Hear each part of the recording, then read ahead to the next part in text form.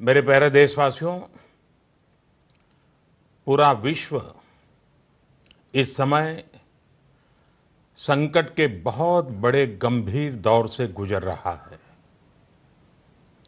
आमतौर पर कभी जब कोई प्राकृतिक संकट आता है, तो वो कुछ देशों या राज्यों तक ही सीमित रहता है। लेकिन इस बार ये संकट ऐसा है जिसने विश्व भर में पूरी मानव जाति को संकट में डाल दिया है।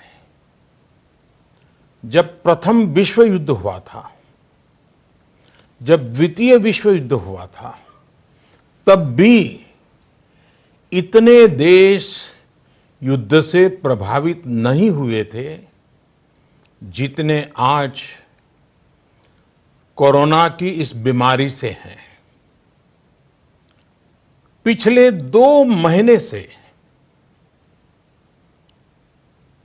हम निरंतर दुनिया भर से आ रहे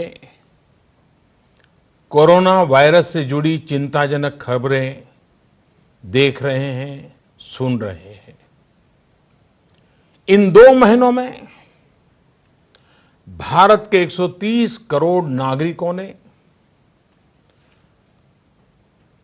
कोरोना जैसी वैश्विक महामारी का डटकर मुकाबला किया है। सभी देशवासियों ने आवश्यक सावधानियां बरतने का भरसक प्रयास भी किया है। लेकिन बीते कुछ दिनों से एक ऐसा माहौल बन रहा है, ऐसा लग रहा है जैसे हम संकट से बचे हुए हैं। ऐसा लगता है सब ठीक है। वैश्विक महामारी कोरोना से निश्चिंत हो जाने की ये सोच सही नहीं है। इसलिए प्रत्येक भारतवासी का सजग रहना, सतर्क रहना बहुत आवश्यक है। साथियों, आपसे मैंने जब भी जो भी मांगा है,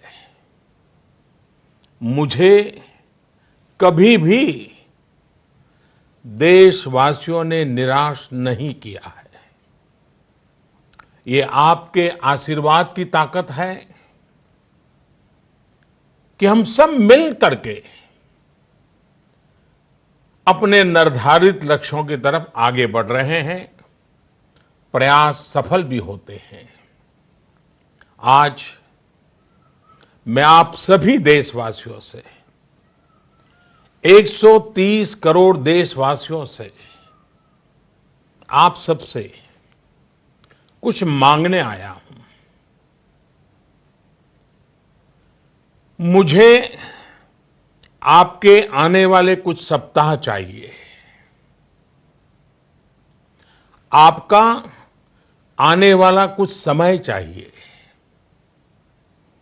मेरे प्यारे देशवासियों, अभी तक विज्ञान कोरोना महामारी से बचने के लिए कोई निश्चित उपाय नहीं सुझा सका है और न ही इसकी कोई वैक्सीन बन पाई है।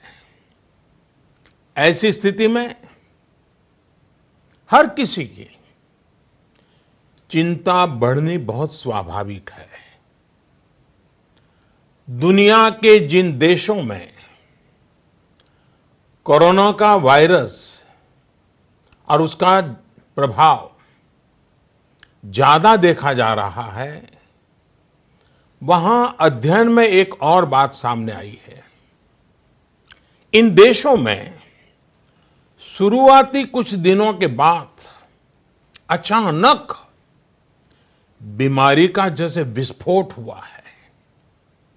इन देशों में कोरोना से संक्रमित लोगों की संख्या बहुत तेजी से बढ़ी है।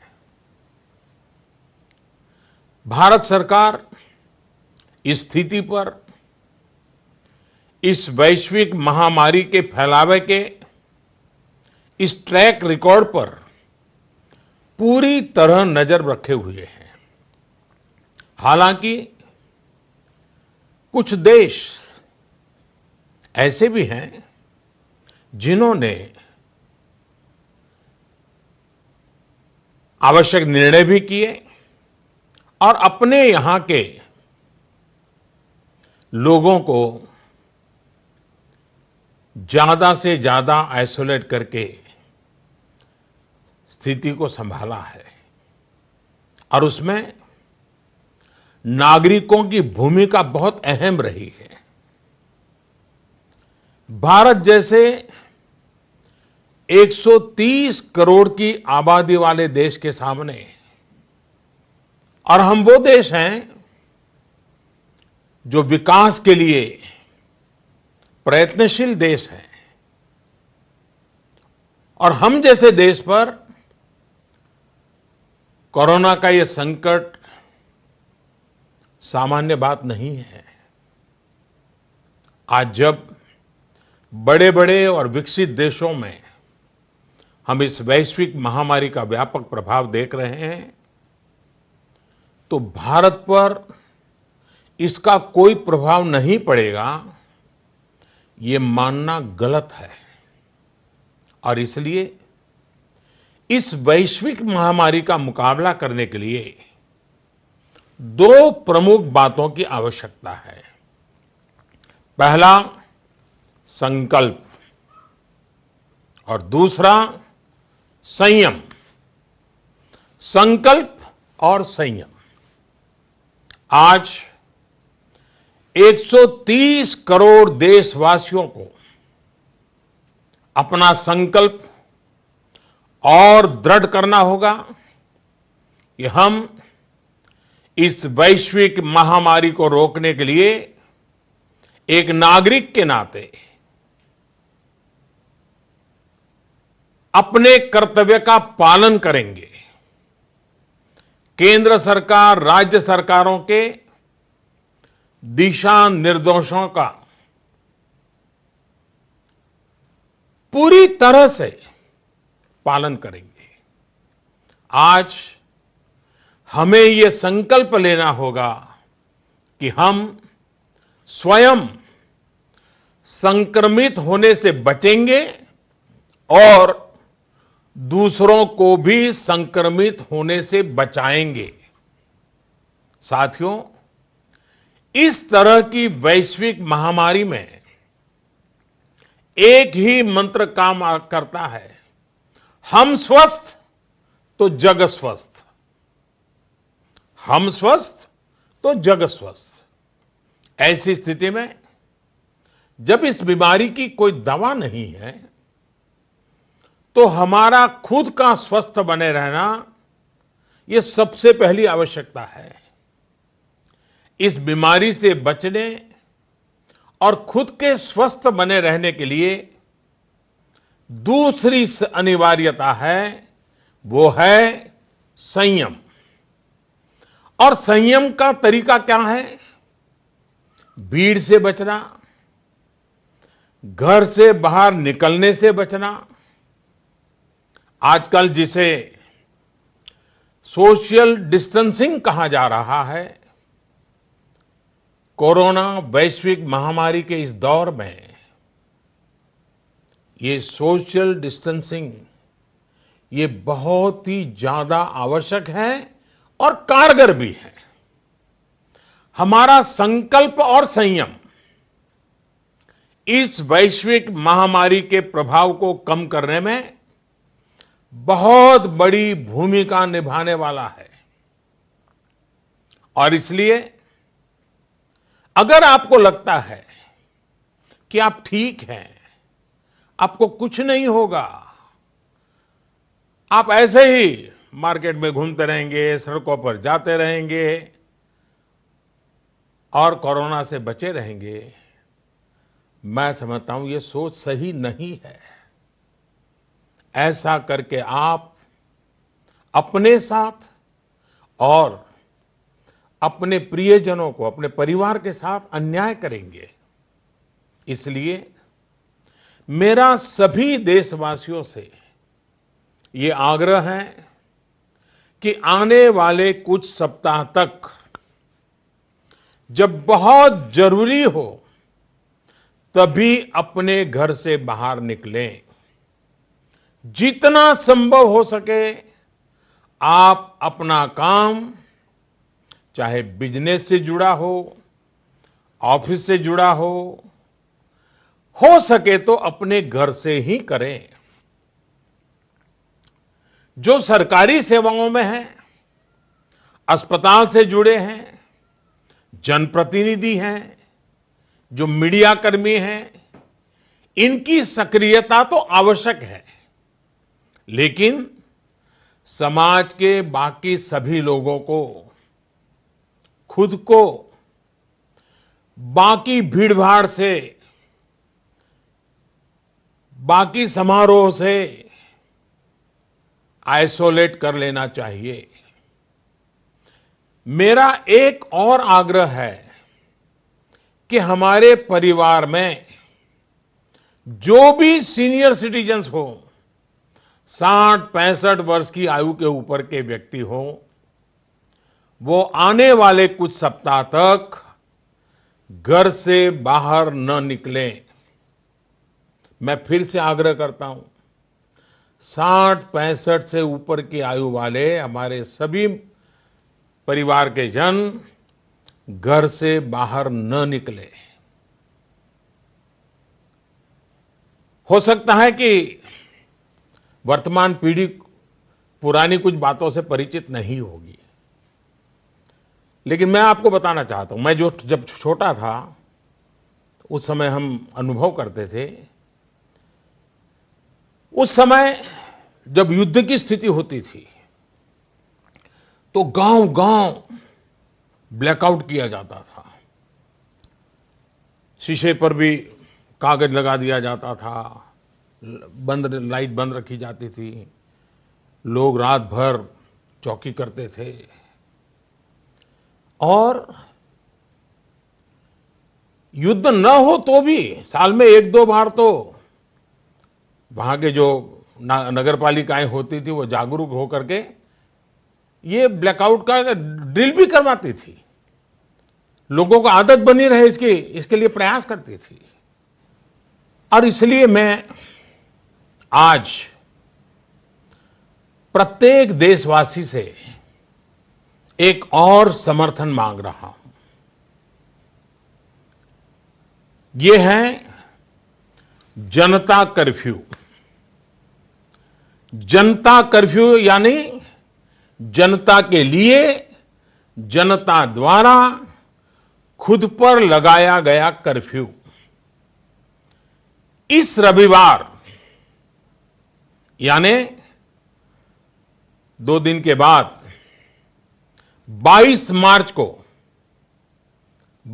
मार्च रविवार को सुबह 7 बजे से रात 9 बजे तक सभी देशवासियों को जनता कर्फ्यू का पालन करना है। इस जनता कर्फ्यू के दरमियान कोई भी नागरिक घरों से बाहर न निकले, न सड़क पे जाए, न मोहल्ले में या सोसाइटी में इकट्ठे हो, अपने घरों में ही रहें। हां, जो आवश्यक सेवाओं से जुड़े हुए हैं उनको तो जाना ही पड़ेगा, क्योंकि उनका बहुत बड़ा दायित्व होता है। लेकिन एक नागरिक के नाते न हम जाए और हम देखने के लिए भी न जाएं। साथियों, 22 मार्च को हमारा ये प्रयास हमारे आत्मसंयम, देश हित में कर्तव्य पालन के संकल्प का एक मजबूत प्रतीक होगा। 22 मार्च को जनता कर्फ्यू की सफलता, इसके अनुभव हमें आने वाली चुनौतियों के लिए भी तैयार करेंगे। मैं देश की सभी राज्य सरकारों से भी आग्रह करूंगा कि वो जनता कर्फ्यू का पालन कराने का नेतृत्व करें। हमारे देश में कई संगठन हैं, एनसीसी हैं, एनएसएस हैं, कई युवा संगठन हैं, सिविल सोसाइटी है, खेलकूद के संगठन हैं, कई प्रकार के संगठन हैं, धार्मिक संगठन है, सामाजिक संगठन है, सब कोई। सबसे मैं अनुरोध करूंगा कि अभी से लेकर रविवार तक इस जनता कर्फ्यू का संदेश लोगों तक पहुंचाएं, लोगों को जागरूक करें। आप ये भी कर सकते हैं कि हर दिन 10 नए लोगों को फोन करके आप इस वैश्विक महामारी के संबंध में नागरिक को करने वाले काम, जनता कर्फ्यू की बात उनको समझाएं, उनको बताएं। मेरे प्यारे देशवासियों, ये जनता कर्फ्यू एक प्रकार से हमारे लिए, भारत के लिए एक कसौटी की तरह होगा। ये कोरोना जैसी वैश्विक महामारी के खिलाफ लड़ाई के लिए भारत कितना तैयार है, ये देखने और परखने का भी समय है। आपके इन प्रयासों के बीच जनता कर्फ्यू के दिन 22 मार्च को, रविवार को ही, मैं आपसे एक और सहयोग चाहता हूं। साथियों, पिछले 2 महीनों से लाखों लोग अस्पतालों में, एयरपोर्ट पर, दफ्तरों में, शहर की गलियों में दिन रात काम में जुटे हुए हैं। चाहे डॉक्टर हो, नर्सिस हो, हॉस्पिटल का स्टाफ हो, सफाई करने वाले हमारे भाई बहन हो, एयरलाइंस के कर्मचारी हो, सरकारी कर्मचारी हो, पुलिसकर्मी हो, मीडिया कर्मी हो, रेलवे, बस, ऑटो रिक्शा की सुविधा से जुड़े लोग हो, होम डिलीवरी करने वाले लोग हो, ये लोग अपनी परवाह न करते हुए दूसरों की सेवा में लगे हुए हैं। आज की परिस्थितियां देखें तो ये सेवाएं सामान्य नहीं कही जा सकती। आज खुद भी इनके संक्रमित होने का पूरा खतरा मोल लेते हैं।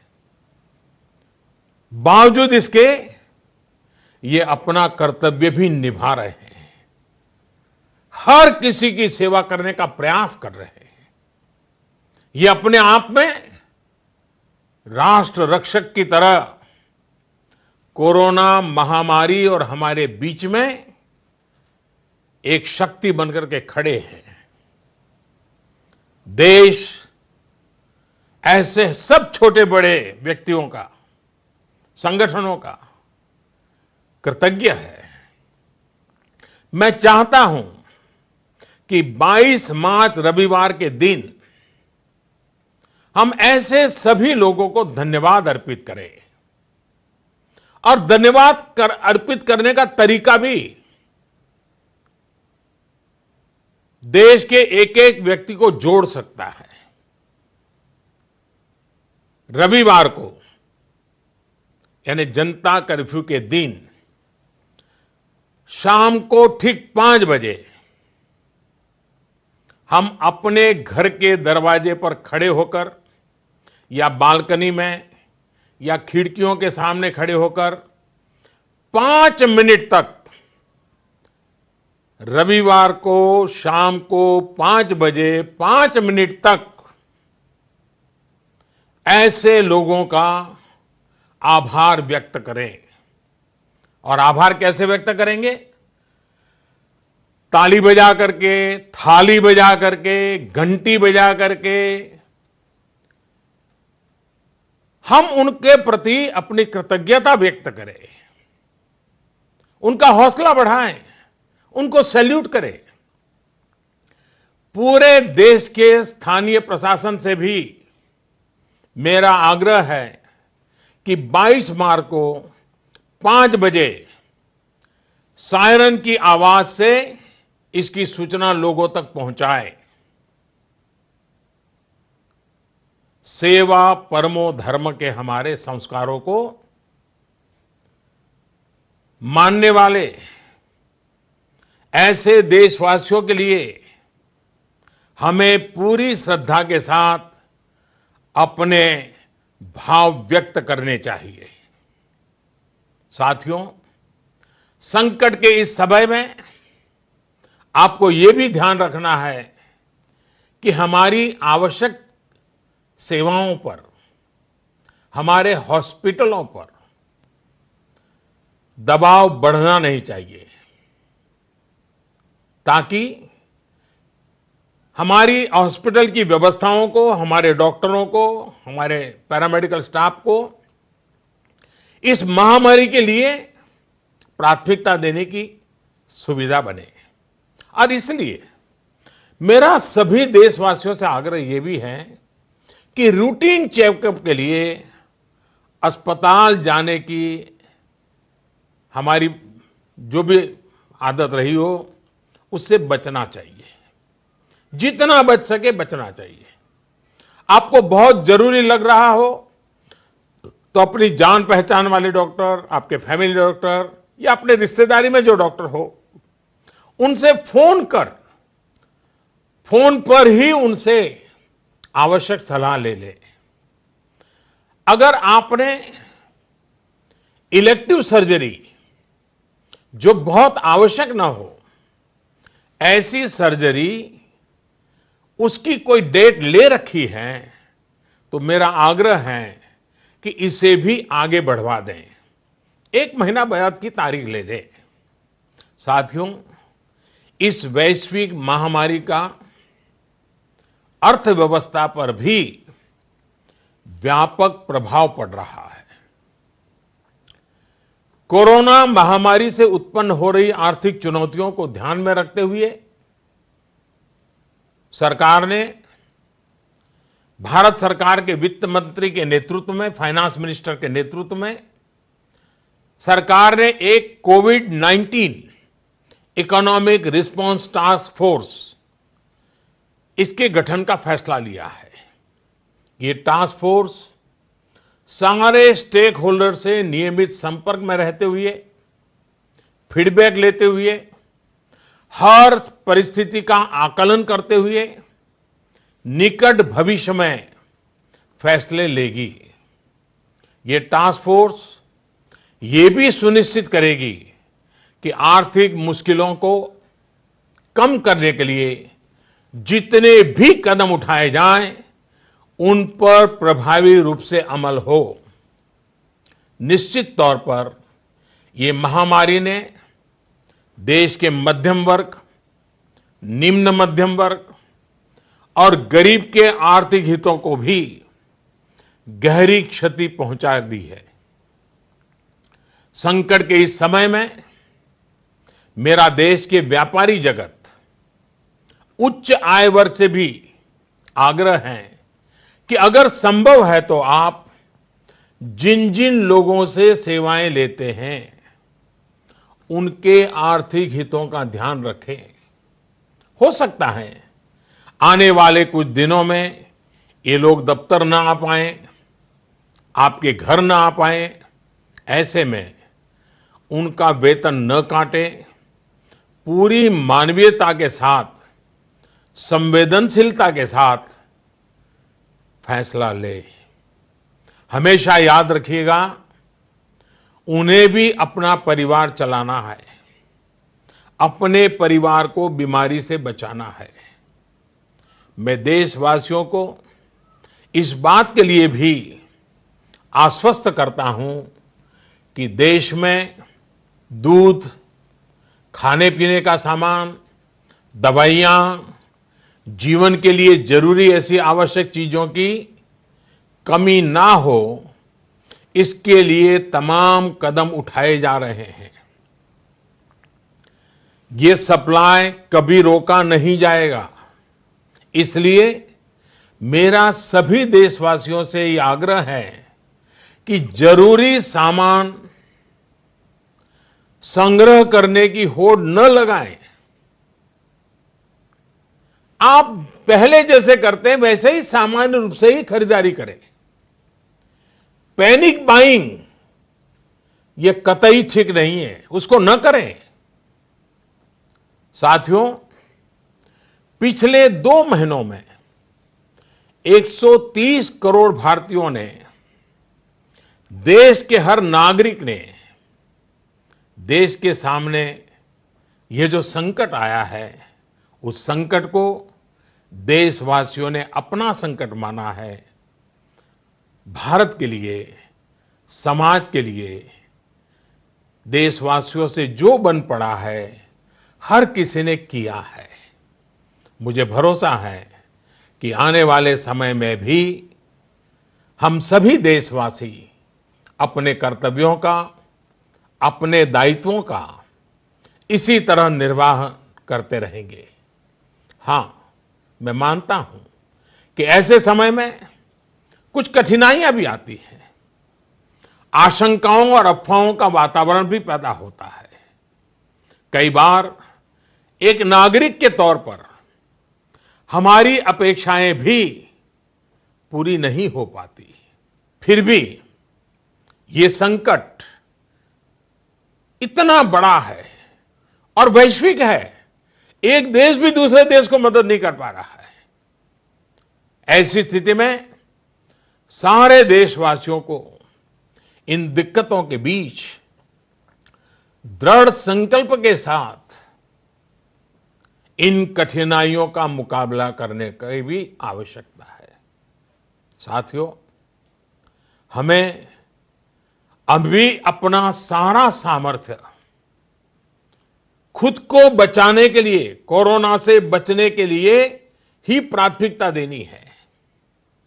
आज देश में केंद्र सरकार हो, राज्य सरकारें हो, स्थानीय निकाय हो, पंचायतें हो, जनप्रतिनिधि हो या फिर सिविल सोसाइटी, हर कोई अपने अपने तरीके से इस वैश्विक महामारी से बचने में अपना योगदान दे रहा है। आपको भी अपना पूरा योगदान देना है। ये आवश्यक है कि वैश्विक महामारी के इस वातावरण में मानव जाति विजयी हो, भारत विजयी हो। मेरे प्यारे देशवासियों, कुछ दिन में नवरात्रि का पर्व आ रहा है। ये शक्ति उपासना का पर्व है।